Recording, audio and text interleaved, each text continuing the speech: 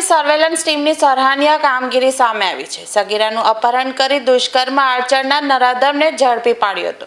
મળતી માહિતી મુજબ સુરત પોલીસ કમિશનર અને અન્ય ઉચ્ચ અધિકારીઓના માર્ગદર્શન હેઠળ ચોક બજાર પોલીસ મથકની સર્વેલન્સ ટીમ સગીર બાળકીઓના અપહરણના ગુનામાં સંડોવાયેલા આરોપીઓને પકડવા માટે ખાસ કામગીરી કરી રહી હતી। આ દરમિયાન ચોક બજાર વિસ્તારમાં એક 14 વર્ષીય સગીરાનું અપહરણ થયાની ફરિયાદ પોલીસને મળી હતી। ફરિયાદમાં જણાવ્યા અનુસાર ભોગ બનનાર સગીરા જ્યારે ઘરેથી બહાર નીકળી હતી ત્યારે દીપક કાળુભાઈ સોદરવા નામના ઈસમે તેને લાલચાવી ફોસલાવીને અપહરણ કર્યું હતું।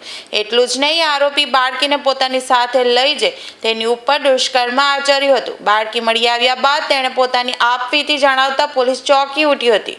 ચોક બજાર પોલીસ સ્ટેશનના પીઆઈ અને સર્વેલન્સ ટીમના સ્ટાફે તરત જ તપાસ શરૂ કરી હતી।